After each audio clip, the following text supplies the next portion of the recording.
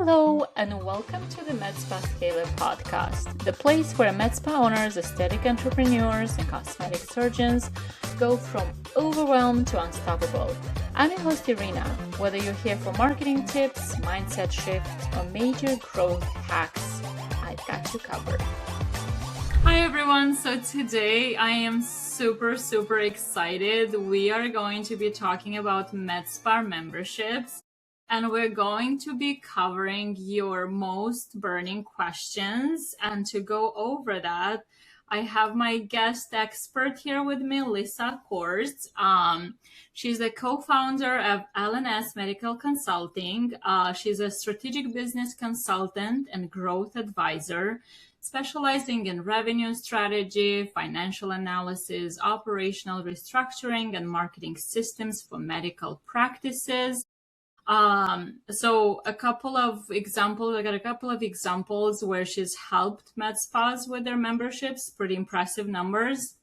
So for one of her clients, their clients, by restructuring the membership model, LNS helped one client increase the memberships by 65%. That is amazing, Lisa. And drive an estimated 35% revenue in monthly profit. Here's another really good one. So another client, they help them restructure memberships, and with marketing them properly and educating through internal and external marketing, they helped that one med spa go from 30 members to 201 members. This is so awesome, Lisa.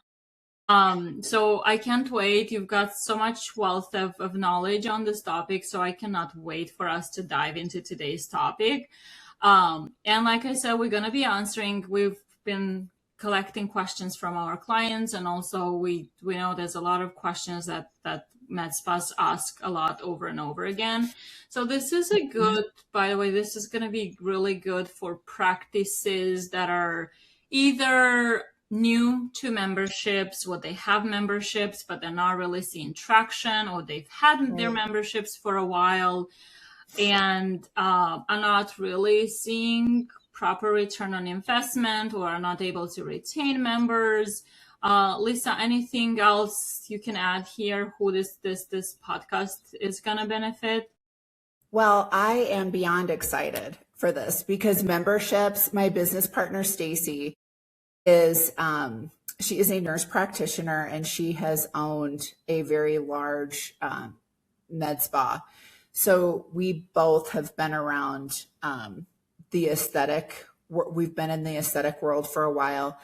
And one of the easiest ways that we have seen clinics lose money, and you can lose between $50,000 and $100,000 a year with improperly structured memberships. And that's why this is one of my favorite topics, because they are such a good business strategy, but they're a business strategy. They shouldn't be seen as a perk or as a way to just bring people into your clinic.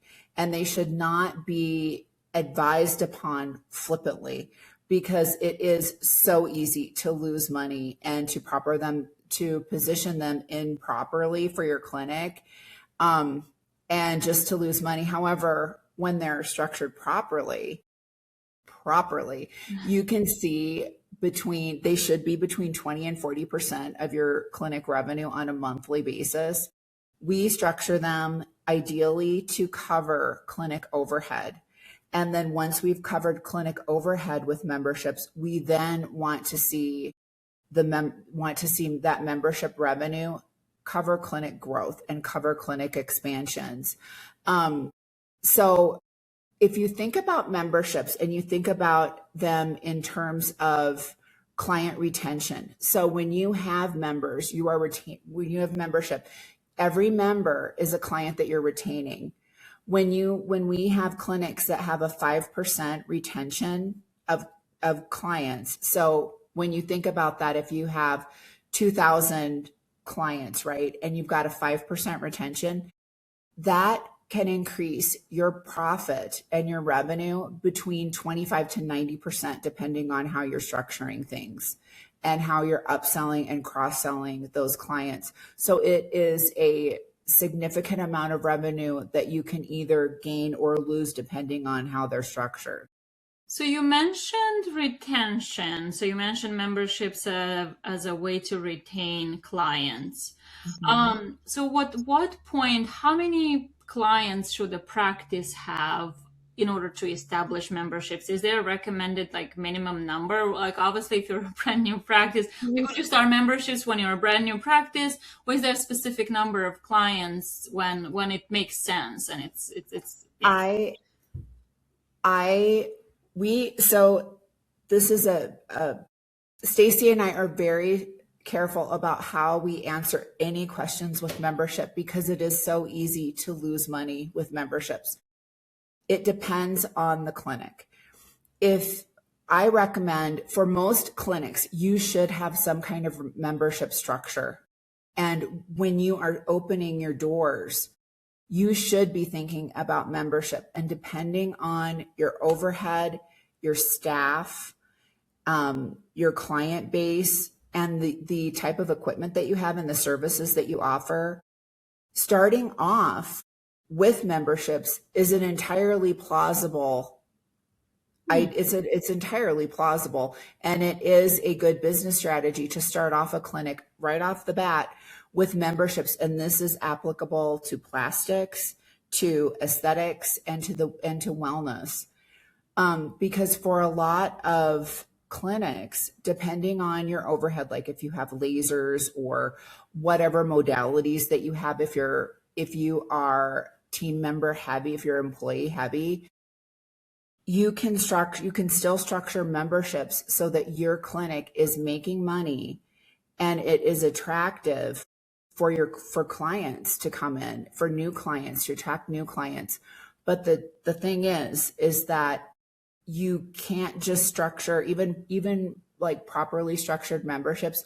You still need to have a staff trained on how to sell them and how to consult with clients and figure out what membership is ideal for them, and then to market it properly. They have to be marketed in a proper manner, or it's all for naught.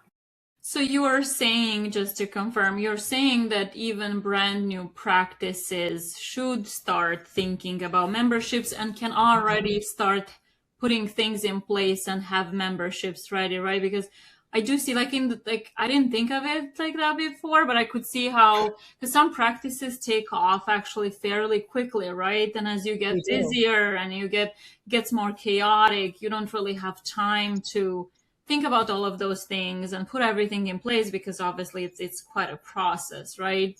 So going back to kind of the basics, let's say for anyone who just opened their doors or they're still kind of new, what are the different options or the different types of memberships available out there? And I imagine it's a lot, but if we can cover the basic ones or the most popular ones.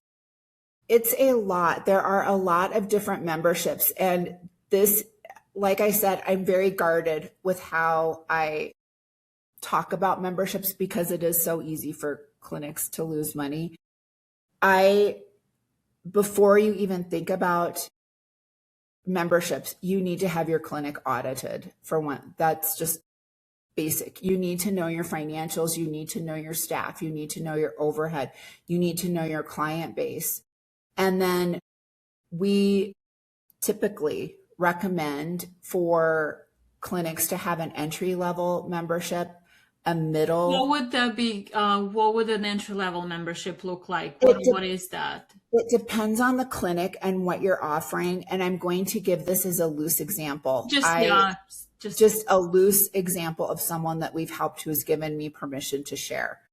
So we had one client who was losing money on their memberships. It did not know that they were losing money on their memberships until I dove into the numbers and saw and looked at their services. And you have to dive into the numbers, because sometimes even if you have things paid off, if you don't look at how much you're paying your staff and the cost per room, per treatment, you can still lose money. It's like borrowing against yourself, right? So you can still be financially upside down.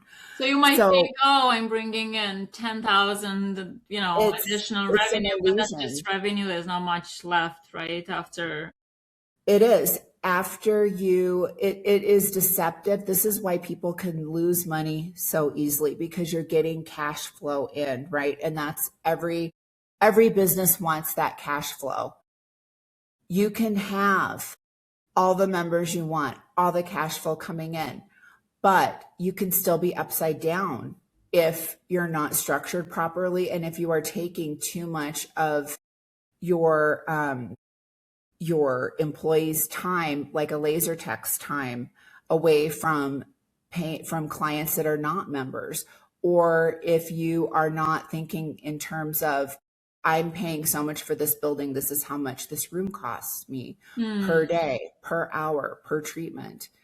And if you lowball your services, you're not going to, because you're trying to get more people in, you're not going to recoup that lost revenue, and you're going to be in a financial pinch pretty quick. Okay. So you mentioned entry-level memberships, and then the next tier would be like a mid-level membership. So an entry-level membership, you want to think of that as the gateway into your med spa. So for example, with this client that we had, she had all of her lasers paid off, and we structured her memberships so that it was paying for her overhead.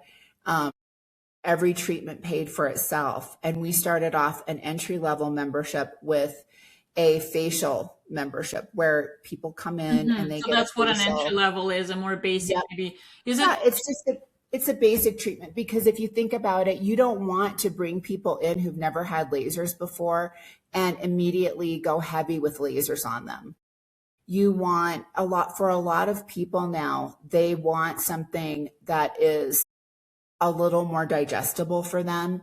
And oftentimes when you come in with an entry-level facial membership, it's easier for people to digest. So you want to look at your services and think in terms of what you can afford clinic-wise, and make sure that the membership is paying for itself, and then structure it so that people can come in with one membership, and then eventually the goal is to upsell them into another membership. And with this particular client, we had 3 tiers. We had a facial membership, then we had a light laser membership and like light chemical peels. And then the third membership was a heavy hitting membership for older women, or for older clients who need heavy lasers, who need to really look at their skin. And then we had an injectable as well. So with injectables, I know everybody thinks with injectables you have to be I feel like that's a tricky one. It's very tricky, because injectables, when you are talking about neurotoxins, you do not have a large profit margin. Right. And you want to make sure that whenever you're thinking about memberships, that you're not thinking about what memberships mean for you. It's more of fulfilling your client needs, what your clients are going to be able to digest, and what makes sense for you financially. You don't just want to think, if I offer a laser membership, and if I add on IV therapy, if I add on injectables, you're right there, you're going to be losing money. I was going to say that I think sometimes you can try and think of it to make it like really beneficial for the consumer. So you kind of want to layer things on. You do. To make it like as appealing as possible. But then actually, I like that you create memberships with profitability in mind, so that you not only benefit the client, because obviously at the end of the day, you're still in business, to make a living. So, well, that's the thing, is that this is a business, and it needs to be, memberships need to be treated as a business strategy and not as a perk. When you think about them as a perk, or you get excited because you have membership structures and now you have all these people signing up, well, you can have all the people sign up that you want, but you can still lose profitability with that structure, and it can put you in a hole. And the thing is, depending on how large your clinic is, a loss between $50,000 to $100,000, if you are doing like $100,000 a month, $50,000 isn't going to be a visible leak right away. It's hard to catch these leaks.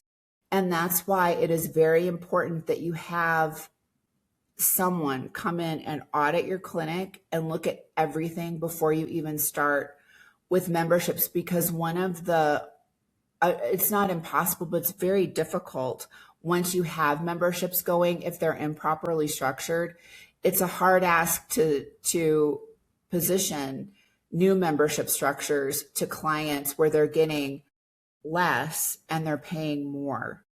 You know what I'm saying? So that if you have these memberships structured improperly from the get-go, it is a lot of repositioning on the marketing side and on the sales side to get a client and consumer buy-in when you already have people in a membership that they like, but you're losing money.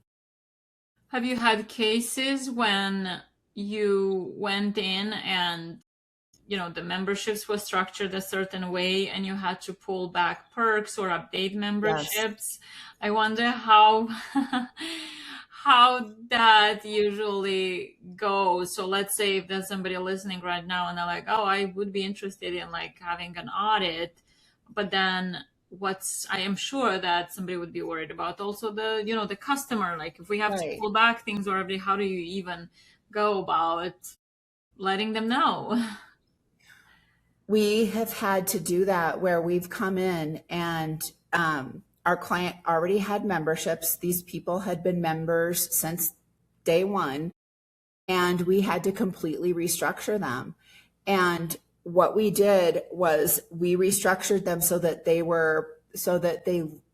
we pulled back on a lot of perks that clients had.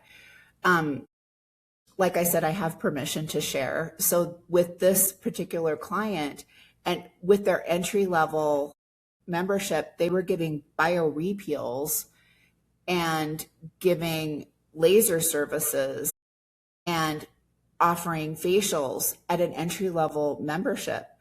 And that's in addition to giving a hefty injectable discount, which made that one of their most popular memberships. I could see how people would opt in, and that would be a popular membership for sure. I would have been all over that.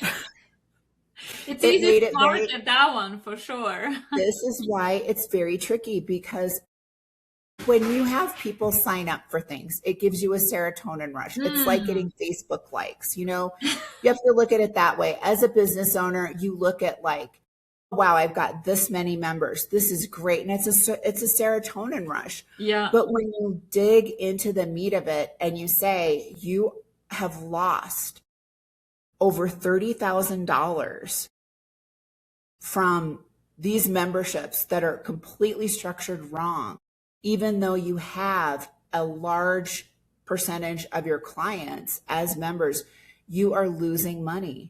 And you simply can't go on like this. Yeah, it's not sustainable. And then think about where you could be from a growth perspective if those things were set up right? So exactly. Because the lesson here is even before, right, of offering memberships, just make sure. And I want to kind of recap what you mentioned. So some of the things, I know you mentioned a financial audit. What are the things you guys usually look at when you decide on membership, what memberships you're going to offer, and obviously pricing, right?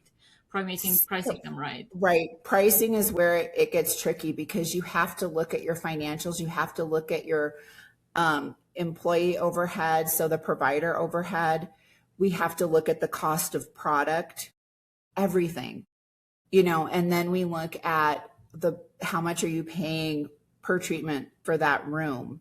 That all of that goes into membership pricing.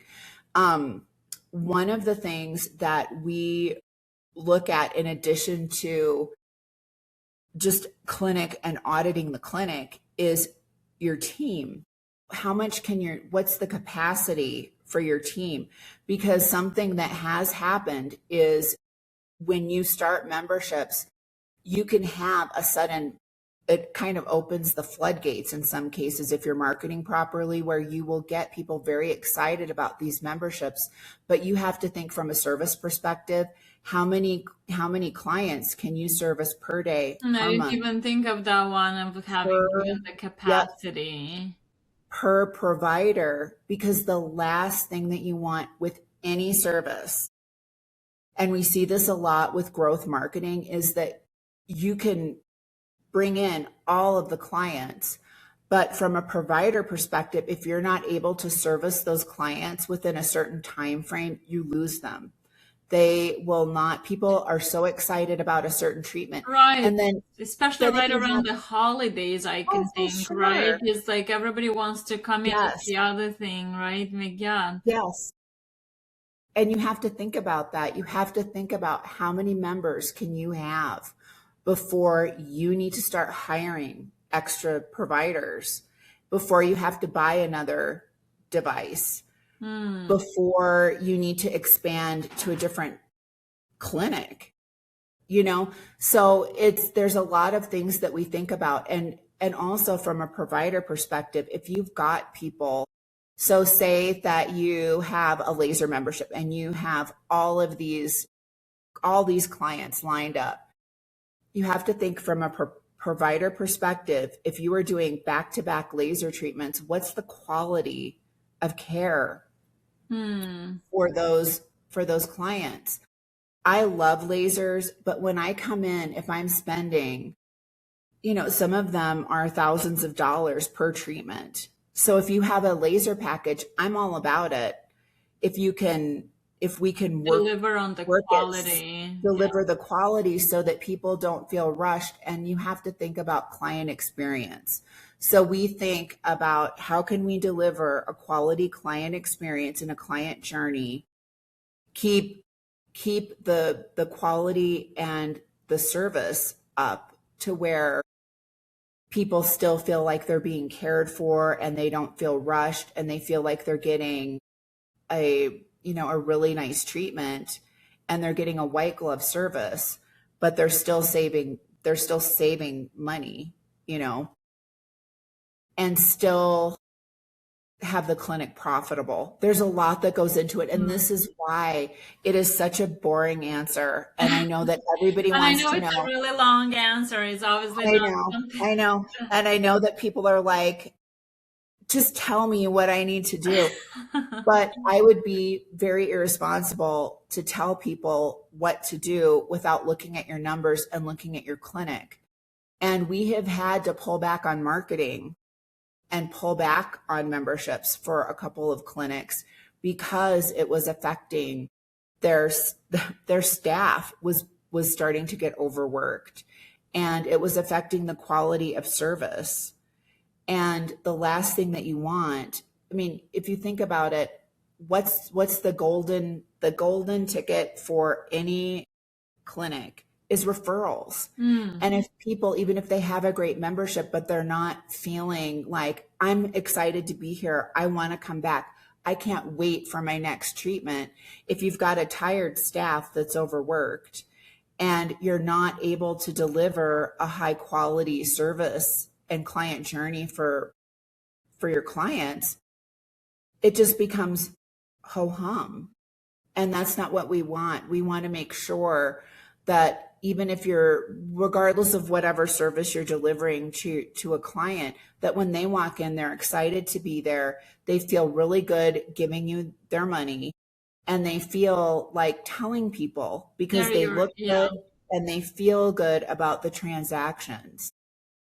Talk to me a little bit about what can you share with me about Tox memberships, and in particular the bank and the bank and save memberships.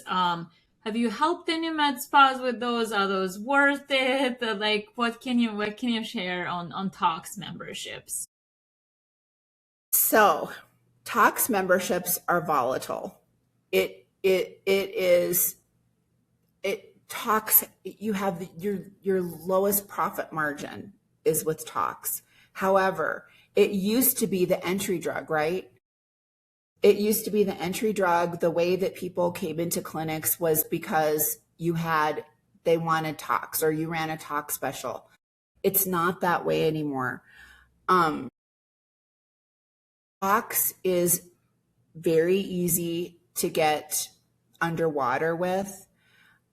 Stacy and I do not recommend beauty banks because the majority of our clients are more in the luxury space.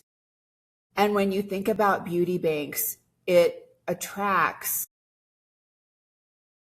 on your client. I guess it depends on right who you're trying to attract, right? It depends on who you're trying to attract. For the majority of our clients, we do not recommend a beauty bank. It's like a savings account for people, right? And we want a different type of client. So you really have to think about who you're trying to attract with beauty banks. There are people that do it successfully and that's great for them. But without looking at a clinic's target audience and seeing their competition, it's something that we shy away from. I wonder if it's something that could work for certain med spas that are in I don't know, maybe in a crowded market, although a lot of markets are crowded these days. But if it's something that could be used to retain clients and then upsell them into another tier membership. So for a beauty bank and specifically for Tox beauty banks, if you think about it this way, for people that don't have the cash up front or don't have a card that they can put their Tox on, if somebody is saving their money in a beauty bank to get Tox, our concern is what money do they have to pay for other things, because they already, and I do not mean this to sound just disparaging at all, but when you think about people that need a beauty bank, what we've run into is they're squirreling money away from their husband, right? And they have to hide that cash, and whatever they're squirreling away is not a significant amount of money where their husband's going to get suspicious. We've run into this.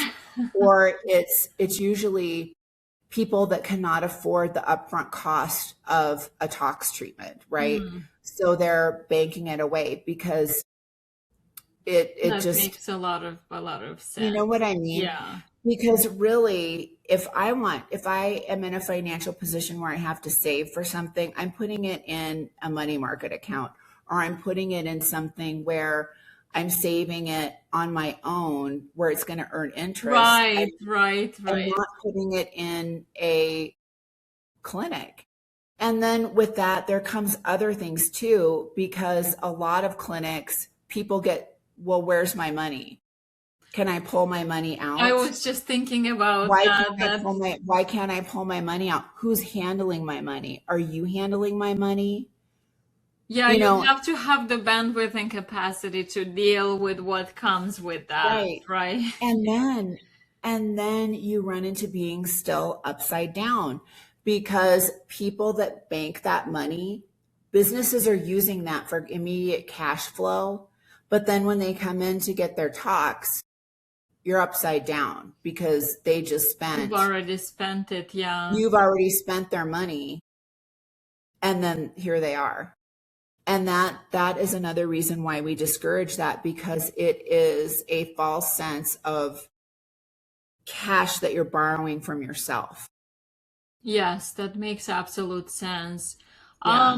What are your thoughts on benefits rollover? So let's say you've got I know this is one actually that we discussed with one client before. She was wondering what to do to retain clients, right? So it was a facial Right. membership.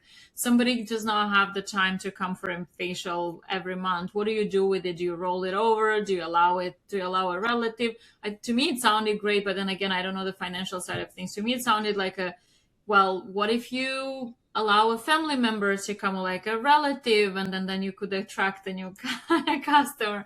What are your thoughts on the benefits So, rollover and what to do if somebody is not using those benefits okay, monthly? that is a very good question because you don't want to create churn, right? You don't want to create churn, Exactly. and you don't want to and a lot of people that go into aesthetics, we go into aesthetics because people feel good, and we like people. You cannot be, there are exceptions, but generally people that go into aesthetics and that go into nursing, that go into healthcare, any type of medical field, want to help people, and they have more of an altruistic I see that personality. with a lot of our So clients. The you on this, generosity, yes. yes, yes. And so you think like, well, why can't you You share think it with from your that relative? perspective, yes. This is where strong operations come in This because, is where Lisa comes in. yes, and draws some boundaries. Draw lines, start lines. Be- because we have run into this where the staff is beyond stressed out because of loosey goosey rules around Mm, benefit rollover and sharing benefits. We do not allow sharing benefits because that is hard to track. mm. It just It gets messy. It's not like a it business gets very, transaction anymore, but it's no, it gets very messy. So you have to, and we write membership contracts for our clinics based on their clientele and their organizational structure. So we have some rules where if you're sick, if you have a pregnancy, you can pause memberships. If you have to miss because of certain criteria that the clinic is comfortable with, okay. then we can hold that and we can extend it to the next month, right? But if you are service based and you're giving people a free service per month, then you have to have stronger rules because then they're thinking, oh, can I get 2 treatments this next month? Right, right, to You know make what I up for mean? the one I missed. Yeah. Right. Or can I get a refund because I didn't Mm, come? So you have to have very strict mm, rules as far as what criteria you have for missing an appointment and for rolling over benefits to the next month. In some cases, with some memberships, like we have one, like the client that I talked about where we had entry level facial memberships, the middle membership is where we have like a laser treatment, a BioRepeel that you can have as a free service each month. So with that membership, we say if you can't come in 1 month, like if someone's sick or they miss it and it's a legitimate excuse, then for the next month, they can add on a BioRepeel. They can do an add on. That is an acceptable way given your clinic structure. However, you have to think about the time, your provider time, right? So in a way, you're losing if you can't fill that space, if they're canceling at the last minute or canceling the day before, mm. you have to think about your provider time and your ability to fill that slot because you're losing money. Are there, now that you mentioned that, I just had another question. Are there cancellation rules Yes. enforced around? So what I know Yes. usually your typical cancellation rules for MedSpy are these 24 hours, 48 hours for some. What about as a member? What are those rules usually? What's It's, the it's dependent upon the clinic. For some of our clients, they just do month to month memberships and they are perfectly comfortable with someone canceling their membership given a 30-day notice. Oh, I was sorry. I was referring more to canceling your appointment for, like, let's say you booked a facial, you have a facial membership and you booked, and you're canceling an add-on, or you cancel an appointment when you're a member and you're booking for that specific treatment. We treat it as if it is so if it's a cancellation and it's a facial, like, say that it's clinic dependent, right? So and it's membership, like the membership that you have, it's membership dependent in some cases. If you have a facial membership, for example, we have strong parameters for cancellation there, because typically you're very limited with what you can add on the next month. So a lot of times with our memberships, if you miss it, you miss it. For some of them, if it's a client that they have a very good relationship with, then they can add on like a dermaplaning or some other service that next month. What I was referring to, Lisa, more is last minute cancellations when you're booking a membership treatment. Oh. So let's say have a facial membership and you're calling an hour before. Are there rules around that to protect you and your staff from, like, what happens? Because, in many cases, there's going to be a fee. Some med spas will charge a fee for like late cancellation. Yes. What about membership? Would you charge a fee? Regardless of whatever service it is, whatever membership it is, if somebody is canceling at the last minute, so you still enforce that? We enforce we have a strong cancellation policy in place for everything, because that is still lost time. You could still be filling that space, even though they've paid for their membership that month. You could still be filling that space with another client and earning revenue. My and Stacy's philosophy is that when there is an empty room, every room needs to be earning our clients money all day long. No empty rooms.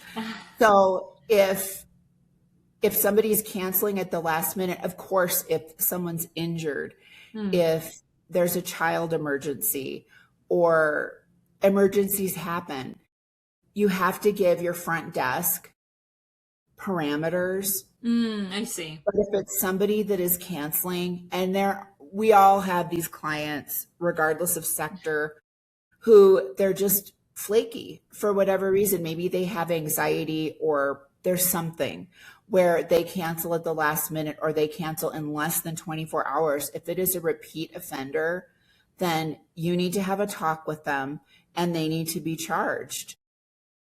And we wrap cancellation fees in memberships based on a percentage of the membership price. So for instance, if you're paying $100 for a membership, we would have a 40% charge. So that it's not, you don't want to financially, overburden them. Right. But you want to make it painful enough so they don't. Yeah, because you want the bottom line with any sector, any service, any job that you're in, you are valuable. Your time is valuable. Just because you're servicing clients, do not, and I want everybody to hear this hard, do not mistake servicing clients with you having to bow to their needs. You are a professional. You are running a business. This isn't like people pleasing. No, this is a business. And what we run into, this is getting into something else, but what we run into a lot is with people that say, but with charging cancellation fees, with reinforcing policy, they're afraid that people are going to leave. Let them leave. Let them go away. Because if people don't value your time, and if they are not respecting your boundaries as a business owner, then they can leave, because you will find somebody else to fill their space. And you have to build a business on mutual respect and respect of your time, because your time is money. Your provider's time is money. You have to hold space for yourself as a business owner, and you have to respect yourself and your providers and your business enough and all of the time that you invested in school and in your business to set strong boundaries with clients, their behavior, your time, charge them. And don't be afraid to fire clients that are not falling in line. That makes a lot of sense. Like, yeah, like you said, like with any business, you gotta, hold those boundaries, because again, at the end of the day, it's, well, running a business, it's not. Yeah. When it comes to commitment, I think that's another big one. Should you require a specific commitment when it comes to memberships? Should it be like this? Should it be a contract like a 3-month, a 6-month, a 12-month? What's that sweet spot to get people to opt in without? Because to me, when I think of like a yearly membership, but that's just me, maybe that's how I'm thinking, it could seem like too much of a commitment, for it is too much of a commitment. Right? So what's that sweet spot to get people interested, but then at the same time to make sure you get enough out of it? Because again, it comes down to pricing. It depends on clinic to clinic. But when you think about a facial membership, for example, you want to make sure that whatever membership you're selling to people, that the length of the membership term is enough for them to start seeing results. So for a facial membership, I'm happy month to month. That's fine. Interesting. Okay. And then weight loss memberships, I would imagine you'd want a minimum, right? Because obviously, if you come a month, there's just there's no point of having a weight. When you think about wellness is another animal, and you want to make sure that with any type of wellness membership that the memberships are structured so that there's enough time for the client to see results. And so with those, loosely, depending on the clinic, we recommend 6 months, because you want to be able to see results, and you're not going to change without skin in the game. So it just depends on the clinic and the services that are being offered, but you have to think about it this way. Like with facial memberships, they're kind of entry level. So our main goal is to get people in the door and then to sell them up to the next tier of membership, where you incorporate lasers, microneedling, other services where it's more invasive, right? And where you can see more dramatic results and really get that wow. So for those, you really want to think, how long is it going to take for these clients to start seeing real results, right? So I would say if you're incorporating lasers, microneedling, things like that are more invasive and where it does take more than one treatment to see changes within the skin or within like cellular structure or to tighten skin, I would say that would be between a 3 to 6 month commitment, because you want to make sure that those clients have some skin in the game, and that they know that they are getting the most out of their membership, where they're going to see real results. Okay. And the other thing, you want to take pictures. You want to make sure that with every client, you are getting good before and after pictures for every single visit, because it helps proof out your memberships. That's a great idea. From a marketing perspective, I have seen such phenomenal before and afters, and I have had people that I like, clients, I know the client, and they'll say like, I don't really see that much of a difference. And then you pull out their before and then you look at their after. And the thing is that's so beautiful about it is that it looks natural, and it's such a gradual progression, especially with lasers, when you start to really transform your skin and reverse skin damage and help to pull up and get a little bit of a lift. It takes time to see those changes. So it's very important that you have those before and afters for your marketing and for your clients and for your providers, so that they can see the difference that they're making and the impact they're making in their clients' lives. That's actually a great point, and it made me think that I know oftentimes providers are so busy and they could, rush through these things. And when it comes to taking photos, they're like, because they don't have so much time. But then I think that that's why it comes back to what you're saying, making sure the provider has enough time, you have capacity and all of that, so you can do all these things right. Because I could see how that's the selling point, right? When you see those before and after photos, and obviously if sometimes the client will agree to release them and share them so that you can share with others, that's a really good selling point for memberships if you're able to get those before and afters and celebrate their success, right? Like, let's say with weight loss memberships, actually it's really important to celebrate those milestones, so having those Right. photos is great. Right. And even with a lot of clinics using peptides too, peptides can dramatically change the appearance of your skin and how you feel. And I think it's important to get those pictures and to give your providers enough time. That's one thing that some clients kind of give us pushback with, is when we're talking about a client journey and your providers, giving them enough time to get before and after pictures and to provide clients with a really nice client journey flow so that they don't feel rushed and so that it's a relaxing experience for everybody. And you don't want your providers to be pulling their hair out because they're back to back to back. You want to give them time. Yeah. Lisa, I got a couple of questions from some of our clients on memberships. One is, what is the best way to structure the memberships so it will be appealing to both existing and new clients?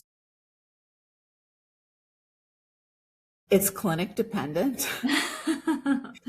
It is really dependent on your target audience. If you have to add one more thing for context here, what the client is thinking, actually, she's thinking HRT membership. So she already has a clientele who comes and sees her for pellets, and she's thinking about the membership. So she's thinking about, okay, how do I price it and position it so the existing clients would be interested in switching to a membership versus individual payment plans for HRT. Yeah, correct. It would depend on her overhead, the price of her time, her clinic structure. But I think that HRT memberships, you should be having HRT memberships. Nobody should be coming in and paying off the cuff, because when you think about HRT, there's so much involved there. There's blood work. If you're a responsible provider, I have been to a provider who did not want blood work. Yes. Really? I can't even, obviously I'm not a doctor, but I can, as a customer, I can't imagine going to have someone look at my health, especially my hormones, without understanding what's happening first with me. Yeah. This was someone when I was in need of HRT. This was someone when I was kind of shopping around and I was asking about blood work, and they just said, "Oh no, you can just come in and we go on how you feel." So that's a red flag right there, folks. So, with HRT, you want to think about, you do want to see these clients regularly, especially when you're pelleting or with however the delivery system is for HRT. You have to do blood work. You have to see them and provide them with a physical exam and do your due diligence as a nurse practitioner or physician. So you want to make sure that however you are structuring membership, that you're thinking about your overhead, the price of your building, the price of your room if you're renting a room, and your time, the labs, all that. Are you going to include labs in your membership? Are they going to pay for labs as an outlier or an a la carte? Like, how is that going to be handled? There's so many different factors that you have to play in, but I do think in the wellness sector that for HRT, those should be primarily membership based. Okay, that makes a lot of sense. Thank you for weighing in on that. And the other one is, what are the best packages to keep up with, and what are the things we can do to make them successful? Packages like memberships or Memberships, yes. membership packages. I guess the question is probably asking about, the best types of memberships, which you mentioned that it is dependent on the practice. It's dependent on the practice, but I will tell you this. You have to know your numbers. You've got to know your numbers. You have to know your target audience, current clients, and your target audience and your competition. So you have to, there's a lot of things that you have to, that go into how you're going to package your memberships that's going to be appealing. For example, if your client base is primarily 20 to early 30-year-olds, a laser membership might not be your best option because they're not in an age range where they're really going to be using a lot of lasers like someone who is in their mid 30s to and on. You know what I mean? That's actually a very good point, right? So memberships are also based on the your current demographic, Your right? demographic. So if the majority are, within this range, then you'll structure the memberships around, like, if 70% of your demographics are, and I remember talking to a client where their demographic, the majority were between, I think, 50s and, like, they were 50s and 60s. So obviously the membership options are going to be a little bit different than someone, like you said, who's like the majority are in their 20s or 30s. So if you look at it this way, if you've got the majority of your memberships 50 and older, you want lasers.